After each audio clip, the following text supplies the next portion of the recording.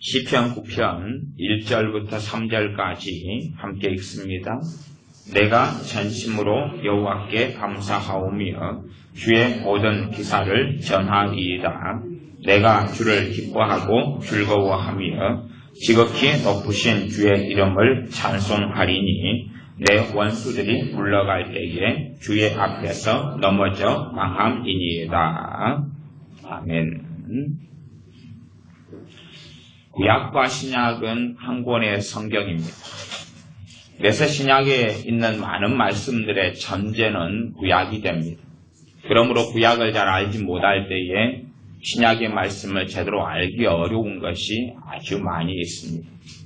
예를 들어 우리가 항상 잘 익혀야 하는 데살로니가전서 5장 16절에 보면 항상 기뻐하라 그렇게 말씀합니다.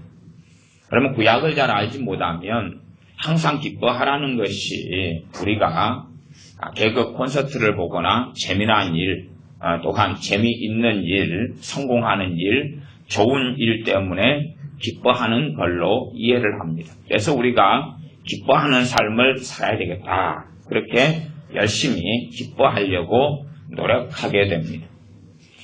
그러나 그런 성경적인 이해는 굉장히 편협하고 어리석으며 또한 조잡한 이해가 되겠습니다. 항상 기뻐하라 하는 것을 이해하려면 구약으로 돌아가야 됩니다. 구약에 특별히 시편에 보면 무수히 많은 말씀들이 있는데 기뻐하는 것의 대상은 우리의 만족이나 행복이나 누림이나 즐거운 것이 아니라 전능하신 하나님을 기뻐하라 라고 말씀하고 있습니다. 전능하신 하나님을 기뻐하고 즐거워하라 라고 말씀하고 있습니다. 그러니 전능하신 하나님을 즐거워하고 기뻐할 때에 또한 우리의 인생과 삶 가운데 하나님이 주시는 기뻐할 일들이 있게 되는 것입니다. 그러하지 단순하게 항상 기뻐하라 그러니까 우리가 좋은 일들 때문에 기뻐해야 되겠다. 아니면 기쁘지 않아도 기쁜 척하고 슬퍼도 웃어야 되겠다. 그렇게 성경을 이해하면 상당히 곤란합니다. 그래서 어떤 면에서 구약과 신약이 자꾸만 분리되어서 한 권이 아닌 것처럼 생각되어지고 구약에 대한 이해가 문제가 많이 생기기 때문에 신약에 대한 말씀이 어디로 갈 바를 알지 못한 채 잘못 해석되는 부분도 아주 많이 있습니다.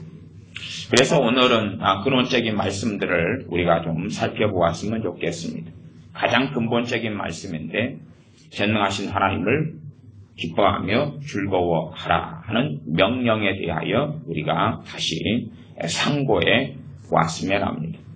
하나님을 기뻐하고 하나님을 즐거워하라.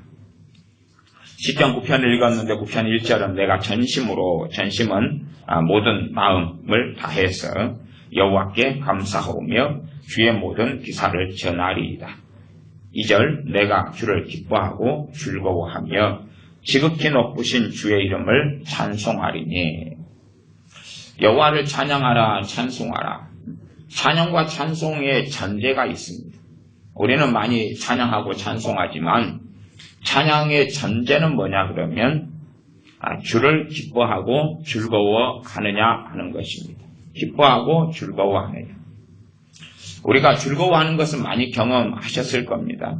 우리가 어떤 것을 즐거워할 때, 드라마를 즐거워하고 어떤 연예인, 탤런트, 어떤 노래를 즐거워할 때에 계속 흥얼하고 부르고 가까이 합니다. 아이들은 많은 경우에 게임을 즐거워합니다. 그래서 게임을 즐거워하기 때문에 항상 게임을 바라보고 소망하고 할 시간을 찾고 구합니다. 하나님을 기뻐하고 즐거워하는 것은 일조일석에 결코 되지 않습니다. 전능하신 하나님을 내가 즐거워하는 길을 걸어가야 됩니다. 하나님을 가까이 하고 마음에서 찾고 하나님을 즐거워해야 됩니다. 우리가 연습곡을 즐거워하는 것처럼 어떠한 사람을 즐거워하는 것처럼 그래서 어떠한 사람을 내가 즐거워한다 그러면 그 사람과 만나고 함께 있고 대화하는 것이 아주 좋을 것입니다. 어떠한 사람을 즐거워하고 기뻐한다면 그 사람과 보내는 시간은 행복할 것입니다. 왜 우리의 기도 생활이 힘드냐 혹은 기도가 없어지느냐 그것은 하나님을 즐거워하거나 기뻐하지 않기 때문에 그렇습니다. 하나님을 즐거워하거나 기뻐하지 않기 때문에 하나님은 우리에게 굉장히 거리가 먼 분이고 그분 앞에서 우리가 기도하는데 기도가 어떻게 쉽겠느냐 하는 것이죠. 기도를 잘하는 많은 비법을 찾고 또한 기도문 책들을 찾고 기도하는 법들을 강구하고 연구를 많이 하지만 그러나 하나님을 기뻐하지 않는 사람에게 있어서 기도는 항상 머나 먼 것입니다. 우리 한국교회의 영적인 침체 또 문제상 심지어 가장 심각한 것은 우리의 자녀 세대들이 하나님을 섬기거나 경외하지 않는다는 것입니다. 그러니 우리의 자녀 세대의 구원이란 이제는 물 건너 가버린 심각한 일이 되고 말았습니다. 또 왜 그러느냐? 당연하게 한국교회가 기도가 식어버렸기 때문에 그럽니다. 그러나 또 어떤 많은 사람들이 열심히 기도하기도 합니다. 근데 기도가 열심히 기도하는데 기도가 식었을 때예요. 그래서 교회의 문이 불이 꺼져버리고 교회의 문이 닫히고 잠기고 예배당에 기도할 처소들이 사라져버리고 없어져 버렸습니다. 저도 예전에 사는 직장생활이나 사는 곳들이 있으면 근처에 예배당을 찾아서 기도할 곳을 찾아다닙니다. 최소한 기도할 처소는 확보를 해야 되니까 어느 곳에 가야지 내가 문이 열려있는 교회 또 기도실이나 기도처가 있는 그런 곳이 있는가. 기도처를 항상 우리 믿는 사람들은 어디에 거하게 되면 꼭 찾아야 됩니다. 기도할 만한 장소를 찾아내야 돼요. 그것을 안 찾는다 그러면 정말 어디 여행 가거나 어느 곳에 살고 있는데 아니면 직장에 다니고 있는데 잠자리, 숙소도 구하지 못한 어리석은 사람과 똑같습니다. 그래서 우리가 거하는 곳이 있으면 항상 들이든 산이든 예배당이든 공원이든 간에 우리의 기도 처소는 반드시 확보해 놔야 됩니다. 내 직장이면 직장에서 어디가 기도 처소가 있는가? 내가 있는 사업장이면 그 주변에 어디가 기도 처소가 있는가? 내 집이면 내 집 근처에 어디가 기도 처소가 있는가? 이건 기본적인 것입니다. 한국교회도 한참 기도를 많이 할 때가 있었습니다. 그런데 그 기도를 많이 할 때에 심각한 문제가 벌어졌는데 그래서 사실은 기도의 문이 닫혀버린 이유기도 한데 하나님을 기뻐하고 즐거워해서 기도하는 것이 아니었고 자신의 문제, 자신의 복지, 자신의 성공, 자신의 부를 위한 기도로 우리 한국교회가 바뀌어져 버렸고 하나님께서는 기도의 은혜, 기도의 불씨를 사실상 성의 역사하심이 있어야지만 가능한데 그것이 많이 어두워졌습니다. 우리가 하나님을 즐거워하지 않으면 안 됩니다. 유감스럽게 많은 믿는 사람들은 하나님을 즐거워하지 않습니다. 하나님을 즐거워하지 않아요. 하나님을 즐거워하지 않으니까 하나님을 잘 찾지 않게 됩니다. 이게 여러분이 이제 신앙의 여정과 길을 걸어가셔야 되는데 하나님을 즐거워해야 됩니다. 이건 하나님의 명령입니다.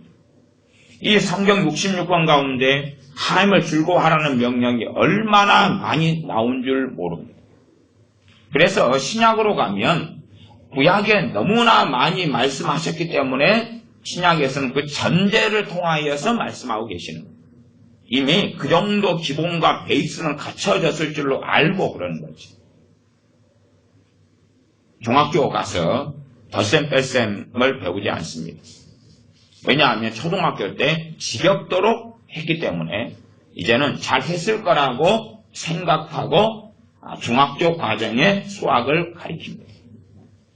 중학교 가서 글 읽기를 가르치지 않습니다. 왜냐하면 한글은 이미 초등학교 때 지겹도록 하고 맞춤법 시험도 많이 보고 읽기도 많이 하고 쓰기도 많이 해가지고 다 떼었을 줄로 알기 때문에 그렇다고 말이에요. 그러니 그런 관점에서 구약과 신약이 이어져 있는 부분이 아주 많습니다. 구약은 기초예요, 기초. 기초 위에 쌓는 것입니다. 산상수훈이 있다 그러면 그건 십계명이라는 기초 위에 산상수훈이 쌓이는 거예요. 그러나 기초가 갖춰지지 않으면 그 위에 쌓을 수 없고 뭔가를 쌓는다 해도 사상누각이 되고 손쉽게 무너지고 만다는 것이죠. 우리가 자녀를 교육하고 양육하면 자녀에게 기도생활, 말씀생활은 필수적으로 시켜야 됩니다. 그건 부모가 명령하고 반드시 시켜야 돼. 반드시 시켜야 돼. 제 생각에는 한 5살부터는 시켜야 돼. 5살부터는. 기도 안 하면 밥 먹지 마. 식사기도 말고요. 기도해. 하나님 말씀 읽지 않으면 밥 먹지 마.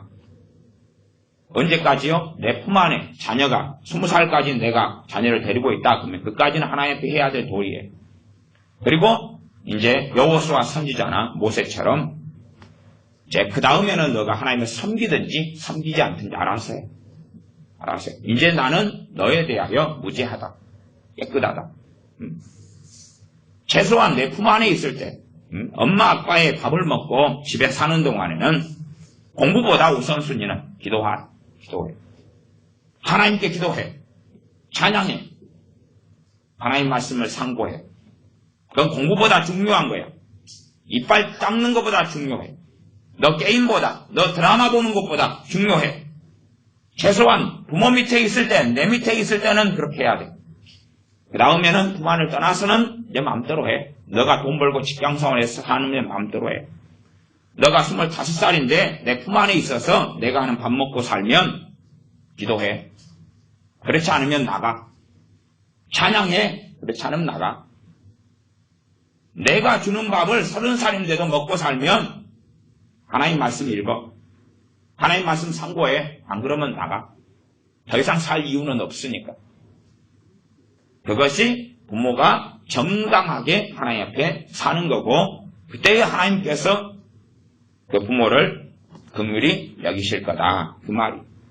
그러나 자녀에게 중요한 것은 옷 갈아입는 것, 공부하는 것, 영어 공부하는 것, 잠자는 것, 노는 것, 아이들 데리고 여행 가주는 것, 에버랜드에 가주는 것, 그래서 애벌레 5마리씩 잡아먹고 오고 그러는 것. 그게 아니라는 사실이죠. 부모가 정말로 내 자녀로 하여금 하나님을 기뻐하고 하나님을 즐거워하게 양육해야 돼요. 내 품 안에 자녀가 있을 때 늦게 내 품 안에 자녀가 있어 늦게 시작했으면은 기도를 길게 할 수도 없지. 또한 하나님을 섬기지도 않는데 어떻게 제대로 기도하겠어요. 하나님을 즐거워하고 기뻐하게 결국은 도와줘야 되고 섬겨줘야 돼요. 그럴 때에 우리의 대다수의 자녀는 구원받습니다. 그러나 문제는 우리 어른들부터, 우리들부터 기본이 잘 되지 않아가지고 하나님을 즐거워하지 않는다는 겁니다. 하나님을 즐거워하자. 여러분은 핸드폰을 즐거워하고 계십니다. 핸드폰을 즐거워하고 있기 때문에 시간만 나면 뭘 들여다봅니까? 핸드폰을 들여다보지 않습니까? 핸드폰 들여다보면 이게 즐거워하는 거예요. 그러면 핸드폰이 너무나 싫고 미운데 들여다봅니까? 미워도 다시 한번 그리고? 그러지는 않지요. 핸드폰을 너무 좋아하기 때문에 들여다보는 거예요. 너무 좋아하기 때문에. 옷을 정말 좋아하는 사람은 옷을 계속 수집하고 삽니다. 옷을 즐거워하고 기뻐하는 사람. 그래서 옷을 항상 걸어놓고 외출할 때 되면 이 옷을 입을까, 저 옷을 입을까, 저 옷을 입을까 항상 보는 거예요. 얼굴이 이쁜 사람은 얼굴이 즐거워요. 자기 얼굴을 볼 때 즐거워요. 그러니 항상 거울을 봐요. 근데 얼굴이 안 이쁜 사람은 솔직한 이야기로 거울 보고 싶어요, 안 보고 싶어요? 안 보고 싶어요, 사실. 안 보고 싶어요. 잘 안 봐요. 괜히 보면 상처받아요. 괜히 보면 나도 내가 무서울 때가 있어요. 그러니까 잘 안 봐요. 잘 안 보고 그냥 특별한 행사가 있을 때 봐요.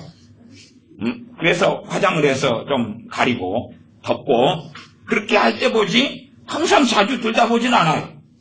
들여다봐서 기미가 보이고 주근깨가 보이고 주름살이 보이고 눈썹은 또 어찌됐고 갑자기 아침에 자고 나서 얼굴 봤더니 눈썹이 없어가지고 나도 내 얼굴에 놀라고 그럼 어찌 되겠어요? 이게 자기 얼굴이 부장하면 자기 얼굴이 즐거우니까 항상 들여다봐요. 전능하신 하나님을 즐거워하라라고 우리에게 명령하고 계십니다. 하나님을 즐거워하고 하나님을 기뻐하라. 여러분이 적금을 어른들은 다 드셔보셨을 거예요. 그러면 적금이 한 달 쌓여가고 액수가 쌓여가면 얼마나 즐겁습니까? 또 돈 버는 재미를 경험하신 분도 계실 거예요. 그러면 통장에 돈이 쌓여져 가는 거 볼 때 너무 행복하거든요. 행복해. 돈 버는 재미 속에 빠지면 세월이 순식간에 그냥 흘러갑니다. 돈 버는 재미에 빠졌어요. 그러면 너무나 이 돈 액수, 통장의 잔고가 높아져 갈수록 너무 즐겁고 행복한 거예요. 돈을 기뻐하고 즐거워하니까 그래요. 그러나 돈이 하나도 없다면 통장을 들잡기도 싫고 자기 돈에 대해 생각하기도 싫지요. 돈을 우리가 즐거워하는 것보다 전능하신 하나님을 즐거워하냐 그 말이에요. 어떤 분이 농사 짓는 어떤 분이 논을 정말 고생해서 한마디기를 샀어요. 그러니까 농사 짓는 것보다는 꼭두새벽에 아내가 일어나 보니까 남편이 없어요. 이 양반이 어디 갔나 했더니 논을 장만한 다음에 너무 좋아서 사실은 밤에 나가서 안 들어온 거예요. 논에 앉아가지고 자기 논 보고 있었던 거예요. 그 농사 짓지 않는 사람은 그 심정을 모릅니다. 자기 논이 너무 좋아가지고 그것만 가만히 보면 너무 기쁘고 즐거워가지고. 정말 기도를 배우는 것은 어렵기도 하고 쉽기도 합니다. 쉬운 것은 뭐냐 하면 하나님을 기뻐하고 즐거워하면 기도가 되어집니다. 그러나 하나님을 기뻐하고 즐거워하지 않으면 아무리 화려한 기도문, 아무리 많은 성경 구절을 읽고 외우고 암송해도 기도는 어렵습니다. 하나님을 기뻐하지 않으면, 하나님을 즐거워하지 않으면 모든 것이 다 어렵습니다.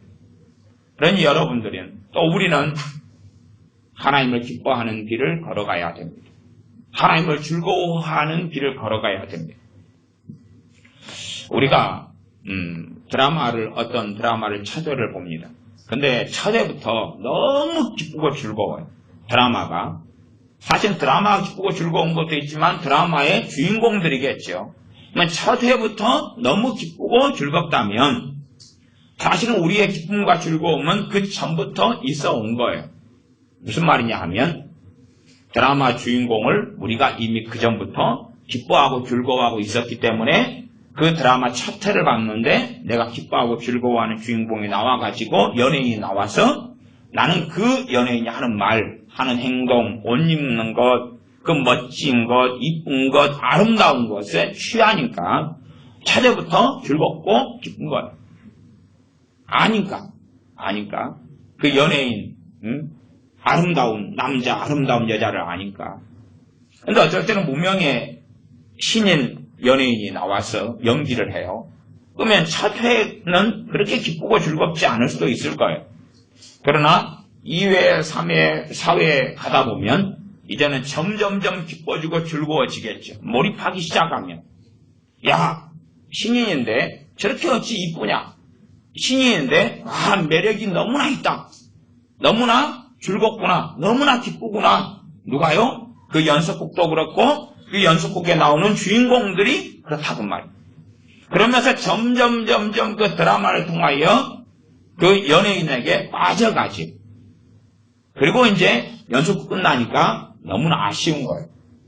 그리고 그 연예인, 그 탤런트, 아니면 그 영화 배우가 또 언제 연속곡을 이렇게 아름답고 이렇게 즐겁고 이렇게 행복한 연속곡을 혹은 뭔가를 하게 될까 기대하겠죠. 그렇게 누군가를 기뻐하고 즐거워하는 것은 시간이 걸립니다. 전능하신 하나님을 기뻐하고 즐거워하는 것은 하루아침에 되는 게 아니에요. 하나님을 기뻐하고 즐거워하는 것은 어려워요. 내가 하나님을 알아가면 알아갈수록 쉬워져가요. 여러분이 개를 한 마리 사왔어요. 근데 개가 주인인 여러분이 들어왔는데 그건 채도 안 해요. 자, 여러분이 최소한 개를 데리고 왔으면 개한테 물을 줘야 되고 먹을 걸 줘야 되고 산책을 시키면서 똥오줌을 누게 해줄 거예요. 주인이기 때문에. 자, 그런 여러분이라고 칩시다. 그렇게 해서 이제 하니까 맨 처음에는 걔가 경계심을 좀 가지다가 야, 이분이 주인이구나. 그래서 돌봐주니까 그렇게 이제 하는데 어떤 개가 주인이 내가 들어왔는데 쳐다보지도 않아요.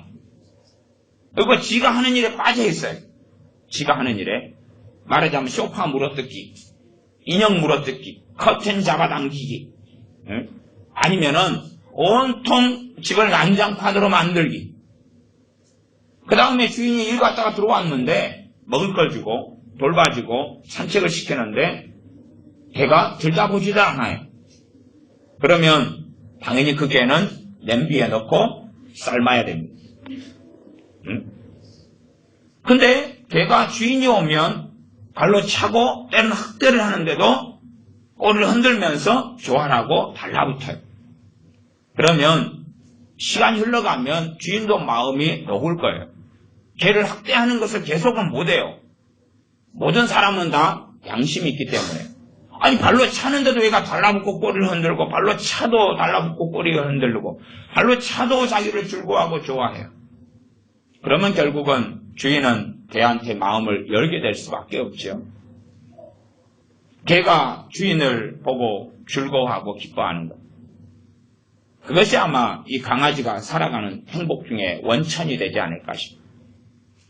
전능하신 하나님 우리를 창조하셨고 그 아들 우리 주님을 보내셔서 우리를 구원하시기를 기뻐하셨어요.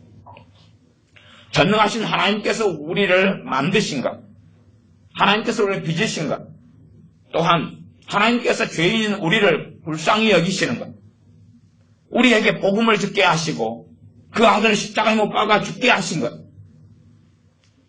그러한 하나님의 은혜와 하나님의 행하심을 우리가 살펴보고 생각한다면 하나님을 기뻐하는 자리 속에, 하나님을 즐거워하는 자리 속에 우리는 마땅히 들어가야 됩니다. 마땅히 그 길을 걸어가야 됩니다. 그러나 우리가 하나님을 즐거워하지 않는다면 하나님께 나오는 것이 힘들 거예요. 기도는 무거운 의무가 되고 족쇄가 될 겁니다. 기도하려면 뭔가의 사건과 사고와 일이 있어야 되죠. 그래서 뭔가의 정확한 기도할 스토리가 있어야지만이 하나님께 나갈 거예요. 그러나 하나님을 정말로 기뻐하고 즐거워하면 하나님께 나오는 건 아무 일이 없어도 나와요. 하나님을 찬양하려고, 하나님을 경배하려고, 감사할 게 그래도 많으니까.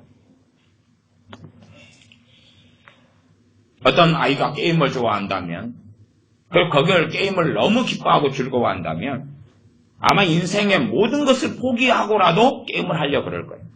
물론 아이가 철이 없기 때문에 자기 인생의 황금 같은 시간이 다 망쳐져 버리는 것은 전혀 생각하지 않겠죠. 어떤 사람이 술을 너무 좋아한다면 술을 위해서라면 가정도 포기할 거예요. 술을 위해서라면 자식도 포기할 거예요.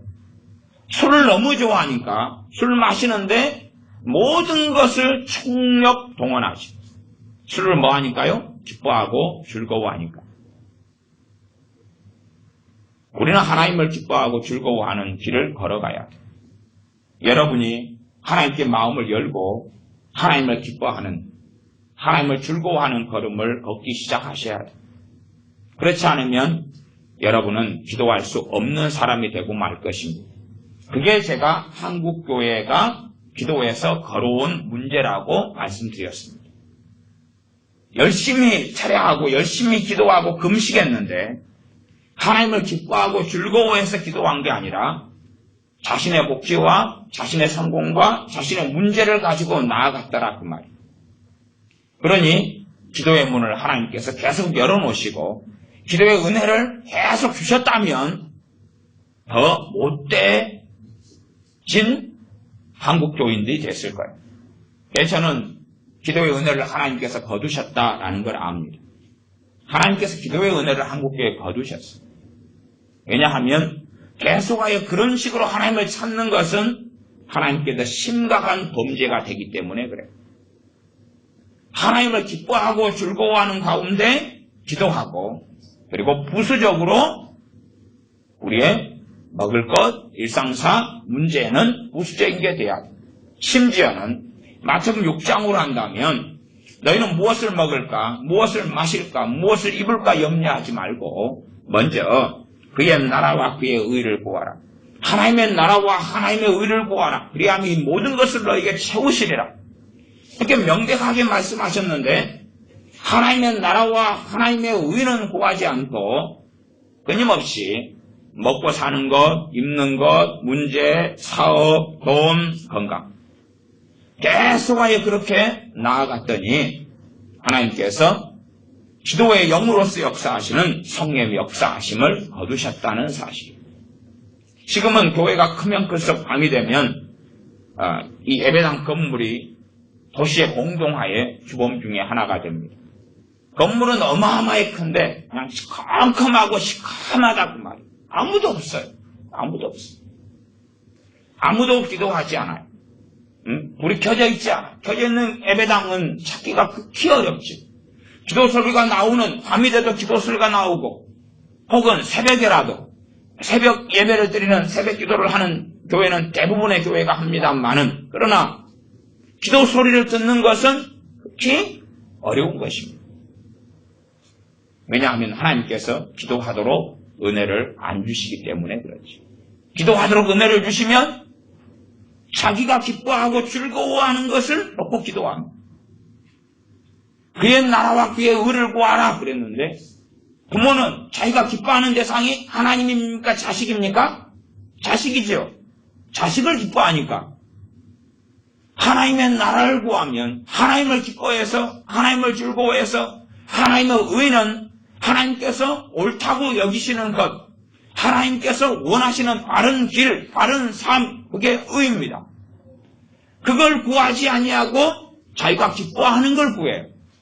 자기가 기뻐하는 것은 돈, 성공, 평안, 자식, 건강, 그것을 계속 구하는데 기도의 문을 열어놓으시면 어떻게 되겠느냐 하는 거죠. 그래서 기도의 은혜로 성령 역사하시는 것을 성령님께서 멈추시고 이제는 끄텅이만 조금 남겨두시는 것이 제가 볼 때는 그게 하나님의 은혜다. 그게 하나님의 은혜다. 40일 금식을 하는데 정말 주님을 더 닮기 위하여 금식하는 사람이 어디가 있었느냐는 거예요. 40일 금식하는 사람들을 많이 만나보면 첫째는 건강, 두 번째 사업상의 빚 문제, 그런 것들. 정말로 주님을 닮기 위해서, 때로는 죄를 끊기 위해서, 주님과 동행하기 위해서 하나님께서 내게 무엇을 기뻐하시는지 그 길을 걷기 위하여 기도하는 사람은 거의 찾기가 어렵습니다. 그러니 금식하고 기도하는 문을 하나님 열어놓으시면 어떻게 되겠습니까? 기도의 문을 전반적으로 닫으시는 것은 하나님께서 우리를 긍휼히 여기심 때문에 그렇습니다. 그러니 우리가 하나님을 기뻐하고 즐거워하는 가운데 믿음의 길을 걸어가야 됩니다. 하나님을 즐거워하는 것을 시작해야 돼요. 사실 시작해야 돼요. 우리 주님을 믿는 그리스도인들이 하나님을 기뻐하고 즐거워하는 걸음을 유감스럽게 우리 대부분은 걷지 않아요. 하나님을 즐거워하지 않아요. 하나님을 즐거워하면 가장 즐거워하는 대상과 사람과 물건과 물질과 존재를 사람은 찾아요. 가장 자주, 가장 많이. 이게 우리가 뭔가를 우리가 사모하고 연모하면 찾게 되어 있는 거예요. 찾게 되어 있어요. 우리가 그 어떤 것보다도 하나님을 연모하고 하나님을 즐거워하면 하나님을 찾게 되어 있어요. 여러분의 성공의 길, 저는 지금 부귀영화를 이야기하는 성공을 이야기하는 게 아닙니다. 전능하신 하나님 앞에서 아름답게 설 수 있는 것. 어차피 여러분이 아무리 젊었을 때 성공하시더라 그래도 시간 지나면 다 쓸모없고 다 늙어갈 뿐이고 인생을 천년 만년 살 것처럼 보이지만 그러나 얼마 못 삽니다. 얼마 못 살아요. 우리의 인생과 삶이라는 것은 어느 때 언제 마칠지 모르나 결국은 영원히 살지는 못합니다. 또 여러분이 나는 85세 죽어야 되겠다. 그렇게 되지 못해요. 나는 100살은 채워야 되겠다. 가능하지 않아. 전능하신 하나님 앞에 서는 삶이 성공이에요. 근데 그 삶의 길을 우리는 걷는 건데 하나님을 즐거워하지 않는다면 하나님 앞에 설 수가 없습니다. 하나님을 즐거워하지 않는다면 우리가 즐거워하는 대상에서 가장 높은 순위, 가장 높은 자리, 그것을 최우선순위라 그럽니다. 하나님을 가장 높은 우선순위의 자리로 가장 즐거워하고 가장 기뻐하는 대상으로 하나님으로 터닝해야 됩니다. 하나님을 기뻐하기 시작해야 돼요. 처음부터는 쉽게 되지 않습니다. 하나님을 즐거워하고 기뻐하다가 더 즐거워하는 대상이 생겨버리면 또 바뀌어버려요. 그게 우리의 간사함입니다. 그러나 여러분의 인생과 삶이 하나님과 함께 하시려면 하나님을 즐거워하고 기뻐하는 것만이 길입니다. 그래서 시편 9편은 이렇게 말씀하고 있습니다. 내가 주를 기뻐하고 즐거워하며 지극히 높으신 주의 이름을 찬송하리니 내 원수들이 물러갈 때에 주의 앞에서 넘어져 망함이니이다. 하나님을 기뻐하고 즐거워하니까 원수들이 물러가서 넘어지고 망한다고 이야기해요. 이 원수들을 뭐라고 표현하든지 간에 최소한은 우리의 문제라고 볼 수 있죠. 우리의 문제거리죠. 그러나 하나님을 기뻐하고 즐거워하는 길을 걸어갈 때에 우리의 문제거리가 해결된다고 우리가 해석할 수 있어요. 시편에 이런 말씀이 많이 나와 있으니까 얼마나 하나님을 기뻐하고 즐거워하라고 많이 명령하고 있는가 하는 것을 우리가 함께 살펴보면 좋겠습니다. 시편 33편입니다. 시편 33편 1절입니다. 시편 33편 1절 제가 읽습니다. 너희 의인들아 여호와를 즐거워하라. 찬송은 정직한 자의 마땅히 할 바로다. 너희 의인들아. 성경의 의인은 두 가지인데 그 중에서 구약에서 계속하여 말씀하거나 마태복음 등에서 말씀하는 의인은 하나님 말씀에 순종하여 사는 사람을 이야기합니다. 로마서에서 말씀하는 의인은 두 가지를 다 말씀하고 있고 야고보서 두 가지를 다 말씀하고 있는데 우리 주 예수님을 믿는 믿음을 가진 사람을 의인이라 그러고 야고보서는 또 다르게는 율법대로 사는 사람을 의인이라 그럽니다. 두 가지 개념을 성경 같이 쓰고 있고 이 두 가지의 의의를 우리가 함께 가지고 있을 때에 주님 앞에 서면 부끄럽지 않습니다. 그래서 하나님 말씀대로 사는 사람, 하나님 말씀, 진리의 길을 걷는 사람, 순종의 길을 걷는 사람, 하나님을 사랑하는 길을 걷는 사람을 의인이라 이렇게 말할 수 있습니다. 너희 의인들아. 기본적으로 우리는 믿음으로 얻는 의, 그 의인이고 두 번째는 여러분이 어쨌든 예배당에 나오셔서 하나님 말씀대로 사시려고 말씀을 듣고 설교를 듣고 기도하고 예배드리는 것이지 않습니까? 그러니 너희 의인들아 라고 말씀할 때 당연하게 우리에게 해당된다고 우리가 받을 수 있겠습니다. 여호와를 즐거워하라. 여호와를 즐거워하라. 그 다음에 이제 찬송 이야기로 나오는 거. 전혀 상관없을 것 같은데 여호와를 즐거워하지 않으면 찬송할 수 있어요? 없어요? 없어요. 물론 저는 요즘에는 초코파이를 많이 안 좋아합니다. 여러분이 한 5년 정도 먹을 때 한 50개씩 먹고 30개씩 먹어보면 이제 아무리 맛있는 것도 질리다는 것을 아실 수 있을 겁니다. 제가 초코파이를 즐거워하니까 초코파이에 대한 찬송이 터져 나온 거예요. 초코파이에 대한 찬송이 뭡니까? 뭐든 초코파이를 계산하는 것 아닙니까? 예를 들어서 어떤 사람 옷을 즐거워하면 그 다음부터 메이커의 눈이 뜨기 시작합니다. 그 다음에 사람을 쫙 보면서 전체 단가 75,000원. 그리고 쫙 보이는 거죠. 누가 액세서리를 좋아하면 저 목걸이 저 가짜. 저거 진짜. 너 다이아 저거 몇 캐럿 저거 가짜 같은 냄새가 나는데 심지어 어떤 사람은 전문가보다 실력이 좋아져요. 왜냐하면 즐거워하니까 계속 그 지식을 추구하고 알아가고 실력이 쌓여가지요. 우리가 하나님을 즐거워할 때에 바른 찬양을 할 수 있습니다. 진정한 찬양을 할 수 있어요. 음정이나 가사나 박자의 문제가 아니라 마음에서 나오는 자원하는 심령을 가진 하나님 받으시는 찬양을 할 수 있습니다. 22절 33편 2절 수금으로 여호와께 감사하며 10줄 비파로 찬송할지어다. 새 노래로 그를 노래하며 즐거운 소리로 공조히 연주할지어다.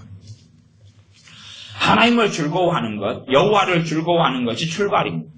그렇게 되지 않으면 새 노래로 하나님을 찬양하고 섬기는 것은 외형적이고 표면적인 일에 불과할 수밖에 없어요. 이게 많은 사람이 찬양하고 막 춤추고 하지만 정말로 하나님을 기뻐하고 하나님을 즐거워하지 않는다면 그러한 찬양은 의미가 없다는 사실이죠. 하나님께 중심을 감찰하시기 때문에 그 찬양이 하나님을 즐거워함 때문에 오느냐 그렇지 않느냐죠. 다윗이 하나님의 법궤를 가지고 오면서 하나님을 너무 즐거워하고 기뻐하기 때문에 막 배꼽이 보이고 속옷이 드러나도록 춤을 췄어요. 하나님을 즐거워하니까. 거기에서 나오는 그 춤은, 그 즐거움은 하나님께서 다윗을 받으시는 일이 되었죠. 근원적인 건 다윗이 하나님을 즐거워하고 기뻐했기 때문에 하나님의 법궤를 즐거워하고 사랑하고 연모했죠. 하나님의 소유, 하나님의 법이 있으니까 그러했습니다. 시편 35편입니다. 시편 35편 9절 말씀입니다. 9절 말씀 제가 읽습니다. 내 영혼이 여호와를 즐거워하며 그 구원을 기뻐하리로다. 내 영혼, 육체와 영혼 가운데 내 영혼이 거주하는 이 땅의 집은 우리의 육체입니다. 그러니 사람의 본질은 이 육체는 아닙니다. 그러나 육체가 쓸모없는 건 절대 아닙니다. 그래서 너희 몸으로도 하나님께 기뻐하시는 산제사를 드리라고 명백하게 말씀했습니다. 그렇지만 사람의 깊은 본질은 사람의 영혼입니다. 내 영혼이 여호와를 즐거워하며. 이 하나님의 사람 다윗은 자신의 영혼이 하나님을 즐거워했습니다. 그 구원을 기뻐하리로다. 하나님을 즐거워하니까 하나님의 구원을 다윗은 누리고 살아갑니다. 여기서 구원이라는 단어는 영혼의 구원을 이야기하기보다는 일상적인 부분에서 하나님이 건져주시는 걸 이야기합니다.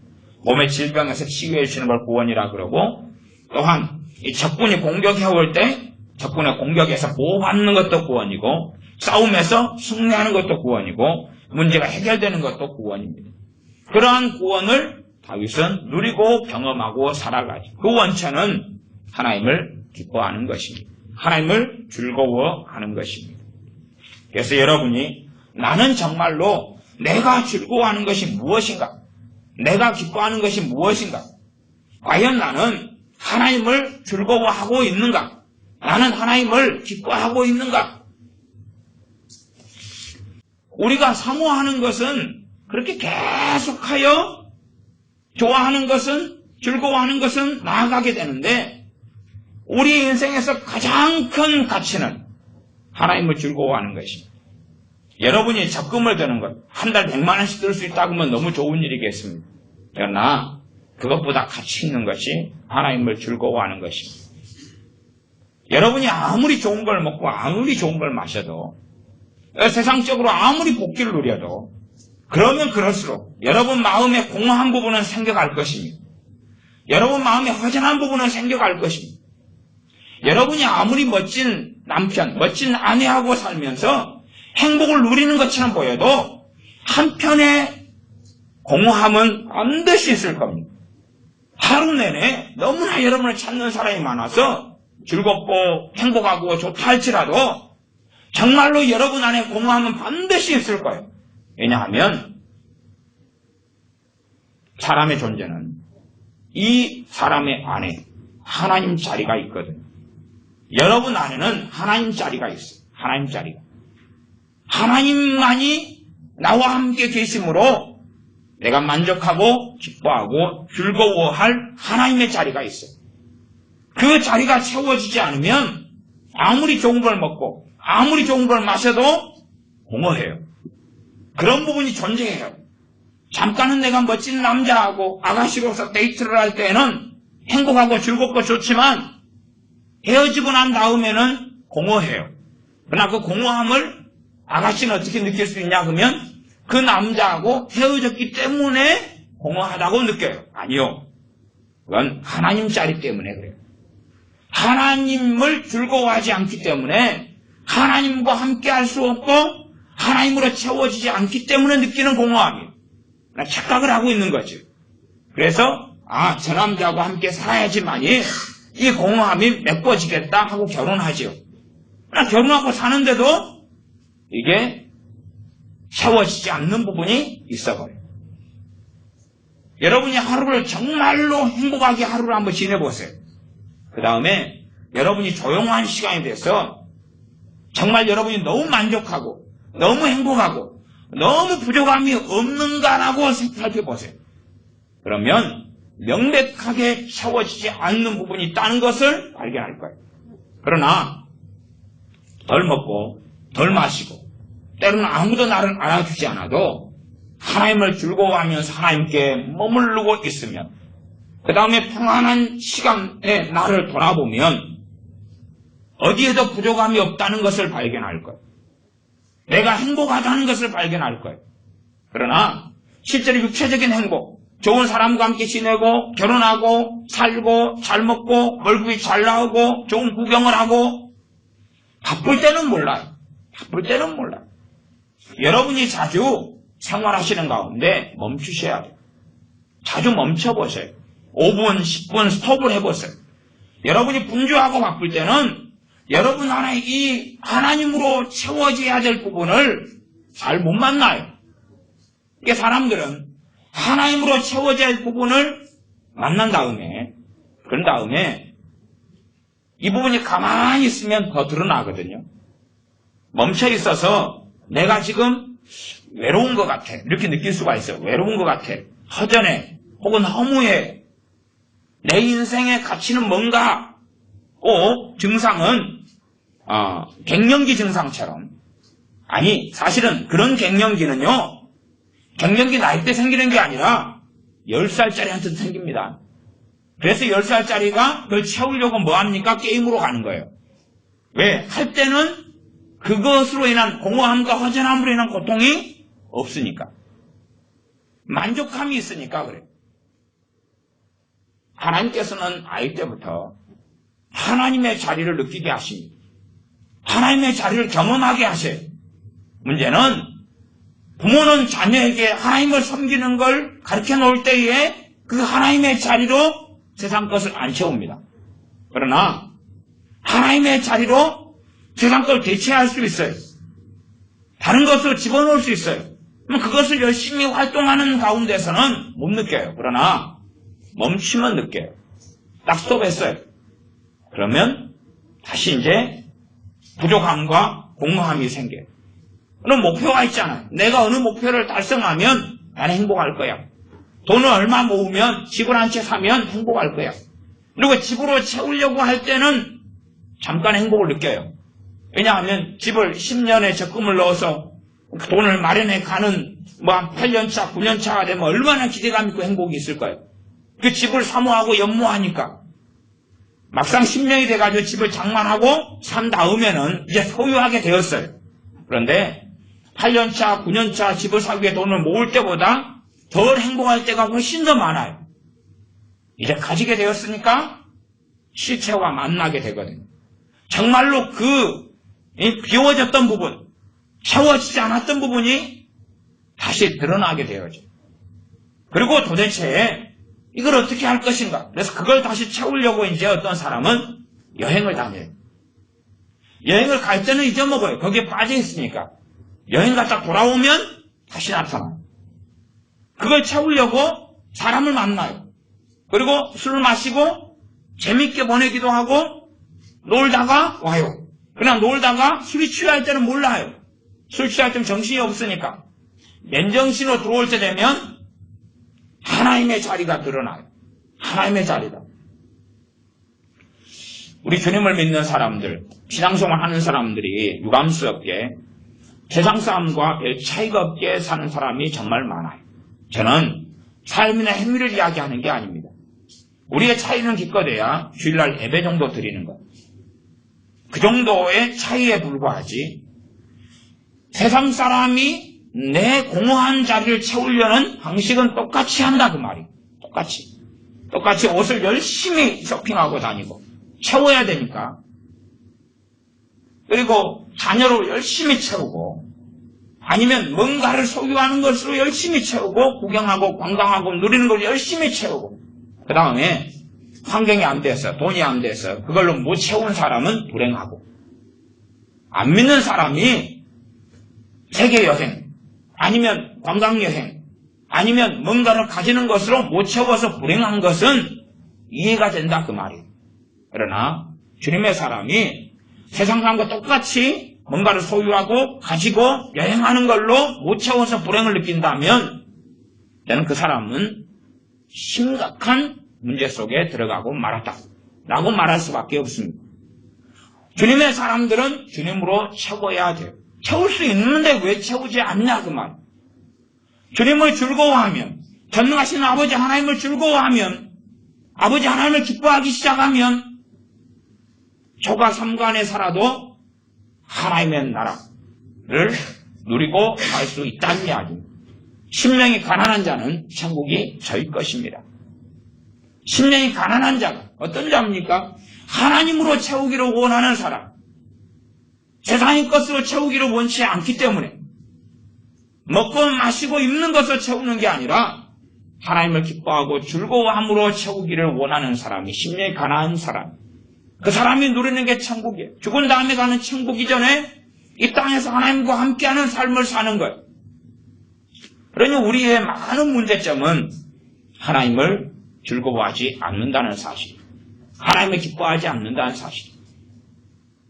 우리의 자녀들의 문제가 생기고 우리의 가족의 문제가 생기고 물질의 문제가 생기고 직장의 문제가 생기고 많은 문제가 생겨도 하나님을 즐거워한다면 가장 중요한 행복의 원천을 가지고 있는 거예요.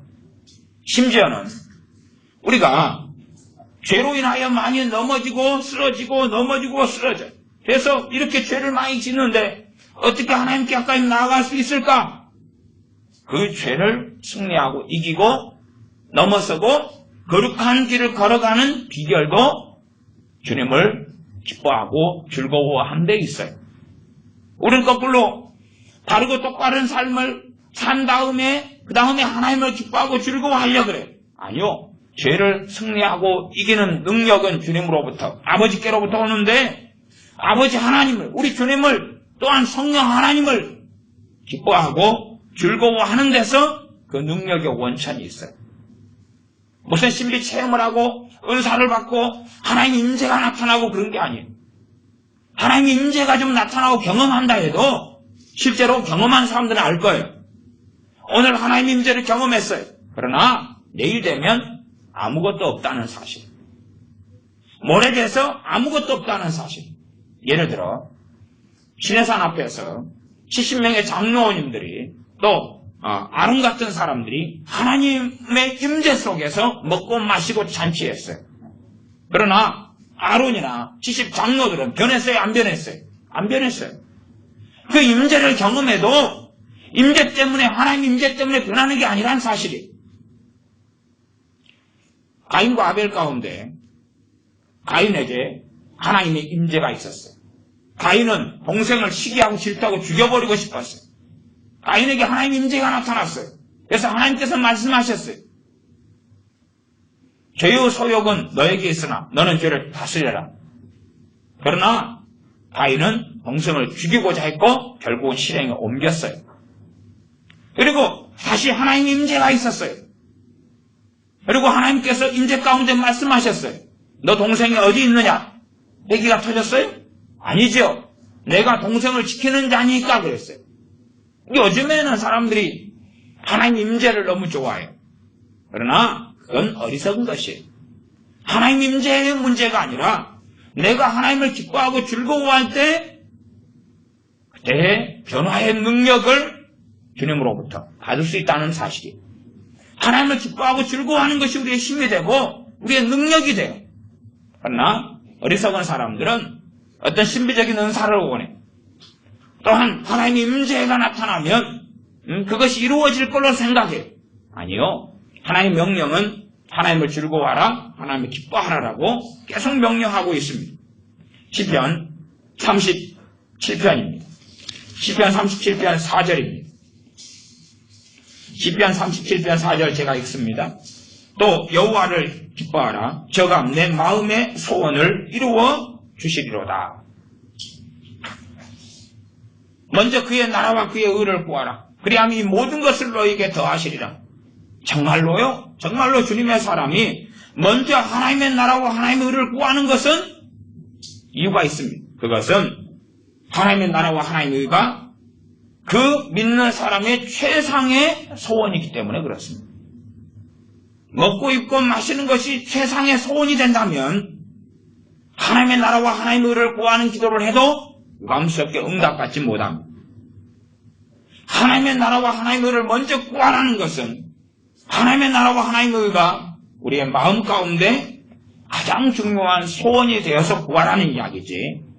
입으로는, 표면적으로는 하나님의 나라와 하나님의 의를 막 구하면 뱃속에 있는 먹고 입을 것, 마실 것을 채워준다는 이야기가 아닙니다. 우리의 중심에서 우리의 간절히 원하는 소원이 우리가 육체를 가지고 있기 때문에 먹고 입고 마시고 살아가야 되는 건 당연하지만 그러나 우리가 정말로 원하는 최고의 소원이 하나님의 나라와 하나님의 의가 되어져서 기도하면 구하지 않고 기도하지 않은 있어야 될 것을 아시는 하나님께서 있어야 될 것을 채우신다고 말씀해요. 우리의 자녀들은 우리에게서 기도를 어떻게 배웁니까? 여러분의 자녀들을 기도를 가르치는데 어떻게 가르칩니까? 먹을 것, 입을 것, 마실 것, 눈에 잡히는 것, 손에 쥐는 것에 대해서 감사를 시킵니까? 도대체 무엇에 대한 감사를 시키고 무엇에 대한 찬양을 시킵니까? 그런 식의 기도 생활은 자녀에게 아무리 가르쳐봐야 오히려 더 잘못된 길로 걸어갈 수밖에 없습니다. 무슨 감사를 가르치고 무슨 찬양을 가르칩니까? 무슨 기도를 가르칩니까? 주님께서 마태복음 산상수훈에 명백하게 하나님의 나라와 하나님의 의를 구하면 먹을 것, 입을 것, 마실 것 채우신다 했는데 자녀의 기도 생활을 가르치려면 하나님의 나라와 하나님의 의를 구하는 걸 가르쳐야 되고 그 중심에서 알아야 되기 때문에 하나님의 나라와 하나님의 의가 마음의 가장 중요한 소원이 되고 원함이 되어서 알을 때에 자녀의 직장, 자녀의 학업, 자녀의 나아갈 길을 하나님께서 열어주신다는 사실입니다. 그러나 하나님의 나라와 하나님의 의는 뱃속에가 없고 그리고 열심히 직장을 놓고 기도하고 열심히 뭔가를 놓고 기도하고 어떻게 하나님께 들으심을 받느냐 그 말이에요. 그러나 마음대로 너가 안 하고 싶은 건 다 아뢰어라. 하나님이 들어줄 것이다 하는 망상망령에 젖어서 어른인 우리도 기도할 뿐만 아니라 내 자녀들도 그렇게 가르친다면 얼마나 어리석어지느냐 그 말이지. 하나님의 나라와 하나님의 의를 구하는 걸 가르쳐야 되고 그걸 놓고 기도하는 걸 가르쳐야 됩니다. 하나님의 나라와 하나님의 의는 일부에 대한 설명은 지난주 금요일 날 설교를 통해 말씀드렸습니다. 그래서 이 4절로 가면 37편 4절로 가면 또 여호와를 기뻐하라. 저가 내 마음의 소원을 이루어 주시리로다.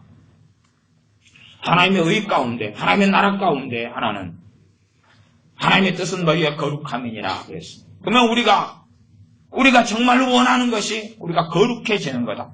거룩해지는 거다. 그게 우리의 열망이다. 그렇게 되어야 한다 그 말이에요.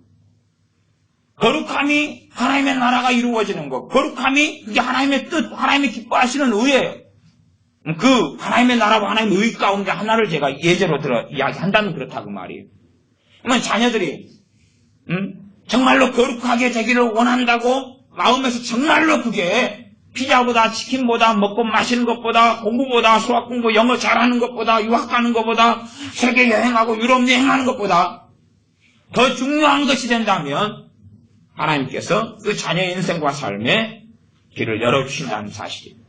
나아가서 4절로 돌아가면 또 여호와를 기뻐하라. 저가 내 마음의 소원을 이루어 주시리로다. 우리가 정말로 주님을 닮아 거룩하게 되기를 원한다. 이게 소원이다. 그러면 그게 이루어지는 방법은 여호와를 기뻐하는 거다 이야기합니다. 하나님을 기뻐할 때 우리가 우리의 소원 거룩해지는 거예요. 그러하지 세상적인 소원, 정욕적인 소원을 이야기하는 게 아닙니다. 우리는 어떻게 변해가야 하냐면 하나님의 뜻이 우리의 뜻이 되고 하나님의 원하심이 우리의 원하심이 되고 하나님의 성령님의 소욕이 우리의 소욕이 되고 그런 길로 우리는 달려가야 돼요. 그러지 이원적이 되어져서 내가 하나님께 좀 비유를 맞춘 다음에 내가 원하는 육체적이고 정욕적인 것을 하나님을 이용해서 좀 채우는 것이 그게 우리의 소원을 이야기하는 게 아니에요. 그러니까 성경을 시편 37편 4절 같은 경우도 많은 사람들이 어떤 식으로 하냐 하면 자기의 소원은 육체적이고 정욕적이고 세상적인 소원, 그리고 하나님을 기뻐하라 그러면 그걸 이루어준다. 이미 그런 사람은 사실은 하나님을 기뻐하기 어려운 자리 속에 들어있는 것입니다. 단지 자기 먹을 것, 입을 것, 마실 것만 놓고 하나님을 찾고 구하는 것은 시간이 흘러가면 기도의 문이 닫히고 맙니다. 왜냐하면 그것이 정로가 아니기 때문에 그렇습니다. 바르게 기도하는 길이 아니기 때문에 그렇습니다. 우리의 기도는 하나님을 즐거워함 때문에 나와야 됩니다. 하나님을 기뻐함 때문에 나와야 됩니다. 우리가 어떤 사람과 만나서 앉아있는데 할 말이 없어요. 그럼 뻘쭘하게 앉아있을 때 있습니까? 없습니까? 있잖아요. 그러면 그때는 이제 무슨 말을 만들어야 되지? 무슨 말을 해야 되지? 사실은 그러면 몇 가지 문제는 있어요. 상대방하고 문제는 없다 할지라도 최소한은 상대방하고 나하고 거리가 있다 그 말이에요. 거리가 있다. 가까운 사이는 아니다. 다시 말하면 상대방을 내가 기뻐하고 즐거워하는 사이가 아니다 그 말이에요. 그러나 상대방을 내가 기뻐하고 즐거워하는 사이다. 내가 상대방을 기뻐하고 즐거워한다 그러면 아무 말하지 않고 가만히만 있어도 전혀 어색하지 않아요. 전혀 껄끄럽지 않아요. 전혀 부담스럽지 않아요. 그냥 즐거워하고 기뻐하니까 함께 있는 것만으로도 좋다 그 말이에요. 두 번째는 기뻐하고 즐거워하기 때문에 대화는 자연스럽다는 이야기예요. 그냥 할 말이 생기는 거예요. 기뻐하고 즐거워하기 때문에 할 말이 생겨요. 혹은 할 말이 없어도 아무 문제가 없어요. 서로 말을 만들려고 말하자면 소위 말하면 아이스 브레이크 얼음을 갖다가 깨뜨리는 무슨 대화를 멘트를 집어 던진다. 그런 것 자체가 필요 없다 그 말이에요. 왜 그게 필요하겠어요? 왜 얼음처럼 냉랭한 아이스가 만들어지겠어요? 거리가 머니까 그렇고 상대방에 대하여 기뻐하고 즐거워하지 않으니까 그래요. 그러면 사람 사이에는 이 조심해야 될 관계도 참 많고 거리도 띄워야 될 일들도 아주 많아요. 모든 사람을 기뻐하고 즐거워하는 것은 어리석은 길입니다. 그러나 전능하신 하나님을 기뻐하고 즐거워하면 기도는 쉬워져 가요. 기도는 쉬워져 가지만 하나님을 기뻐하고 즐거워하지 않으면 기도는 어려워져 가요. 갈수록 어려워져 가요. 이게 우리가 신앙생활 한 10년 했다. 근데 기도가 어렵다. 그러면 우리의 문제점은 그렇게 진단하셔야 돼요. 유감스럽게 나는 하나님을 기뻐하고 즐거워하지 않는다. 그러니까 우리의 기도가 앉아서 한 시간을 하긴 어려울지 몰라도 하나님을 기뻐하고 즐거워한다면 시간 여유만 나면 하나님을 찾게 되는 거예요. 하나님을 찾게 되는 거예요. 전철을 타고 가는데 맥코스 시간 여유가 있어요. 그러면 경치를 구경하는 것보다 하나님을 기뻐하고 즐거워하는 사람은 거기서 기도하고 있어요.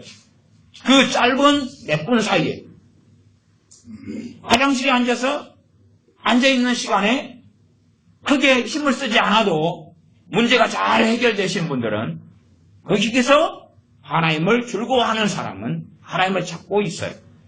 하나님을 찾고 있어요. 내가 화장실을 왔다 갔다 하는 시간,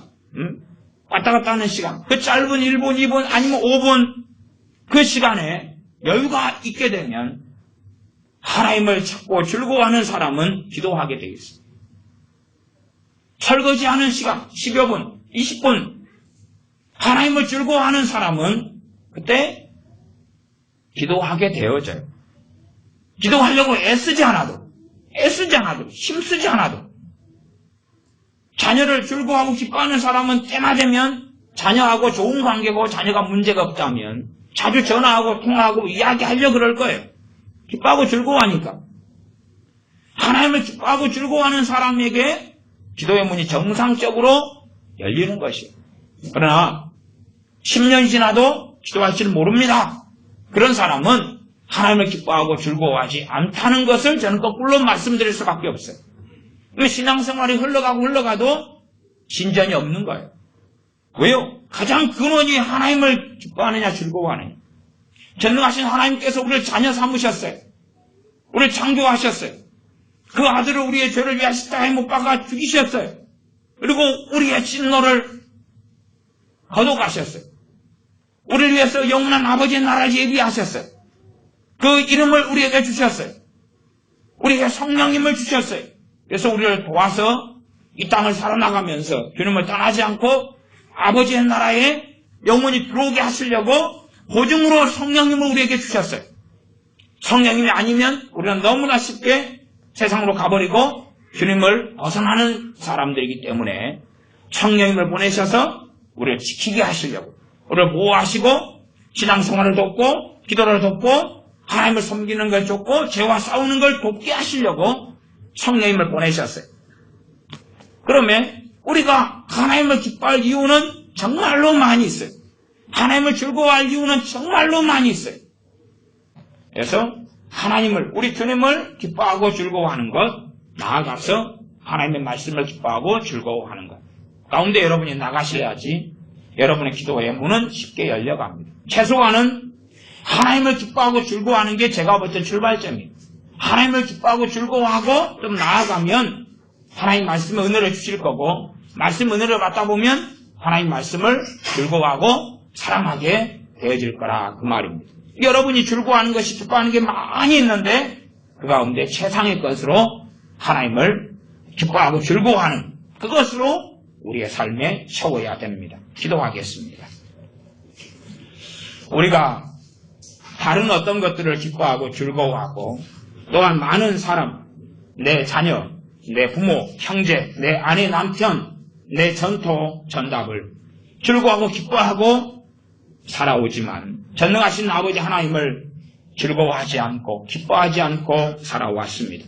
항상 기뻐하라는 말씀의 근원적인 말씀이 바로 하나님을 기뻐하라는 말씀일지인데 우리가 세상적인 기쁨으로만 살려고 하고 뭔가를 가지기 때문에 행복하기 때문에 평안하기 때문에 소유하기 때문에 누리기 때문에 일이 잘 굴려가기 때문에 기뻐하려고 하였지 참으로 우리가 어떤 환경과 처지에서라도 전능하신 하나님을 즐거워하는 자리에 기뻐하는 삶으로 나오지 않았습니다.